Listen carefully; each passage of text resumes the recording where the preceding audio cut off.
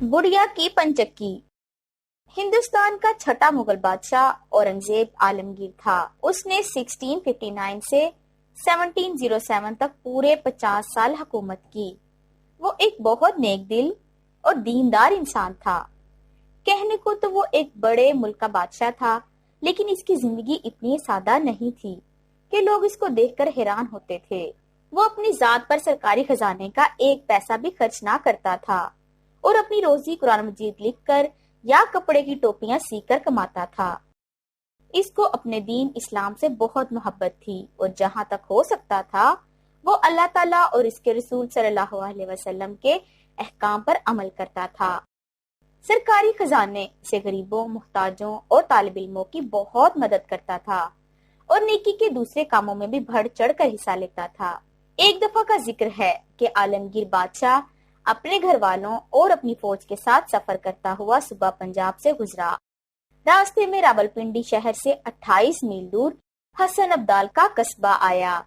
بادشاہ نے فوج کو 2-3 دن کے لیے وہیں پڑاؤ ڈالنے کا حکم دیا اور خود قصبے کے ایک باغ میں اپنے گھر والوں سمیت قیام کیا۔ اس باغ کی دیوار کے نیچے ایک غریب بیوہ بڑھیا کا مکان اور اس کی پنچکی تھی۔ یہ پنچکی باغ کے پانی سے چلتی تھی۔ اس کے علاقے کے باشندے ایسی پنچکیوں کو جندر کہتے ہیں۔ لوگ گندم لا کر اس پنچکی سے آٹا پسواتے تھے اور غریب بڑھیا آٹا پیسنے کی اجرت سے اپنا گزارا کرتی تھی، کیونکہ اس کے گھر میں اور کوئی کمانے والا نہ تھا۔ سرکاری ملازموں نے بادشاہ کے آرام کی خاطر پنچکی کی طرف آنے والا باغ کا پانی روک لیا، جس سے پنچکی بند ہو گئی۔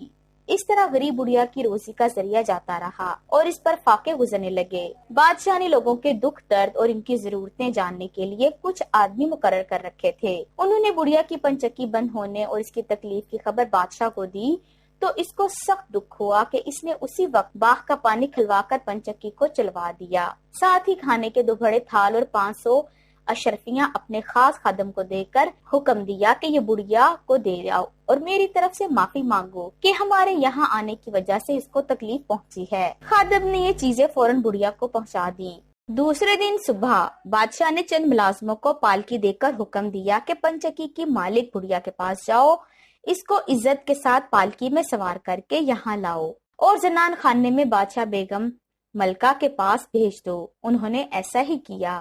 بڑھیا نے بادشاہ بیگم کو بتایا کہ میری 2 بیٹیاں ہیں، میں غریبی کی وجہ سے ابھی تک ان کی شادی نہیں کر سکی۔ بادشاہ بیگم نے بہت سے عمدہ کپڑے بڑھیا کو اور اس کی بچیوں کے لیے دے دیے اور بادشاہ کو بھی اس کی غریبی کا حال بتایا۔ نیک دل بادشاہ نے ڈھیر سارے زیور روپے بڑھیا کو دیے تاکہ وہ اپنی بیٹیوں کی شادی کر سکے۔ بڑھیا بادشاہ بیگم کو دعائیں دیتے ہوئے اپنے گھر واپس آ گئی اور بہت جلد اپنی بیٹیوں کی شادی دونوں اچھے گھرانوں میں کر دی۔ اگر آپ کو یہ ویڈیو پسند آئی ہے تو ہمارے چینل برائٹ سائڈ اردو کو لائک کریں، سبسکرائب کریں اور شیئر کریں اپنے دوستوں کے ساتھ تاکہ نئی آنے والی ویڈیوز کی نوٹیفیکیشن آپ کو بر وقت ملتے رہیں۔ ملتے ہیں نئی ویڈیو کے ساتھ، تب تک کے لیے اللہ حافظ۔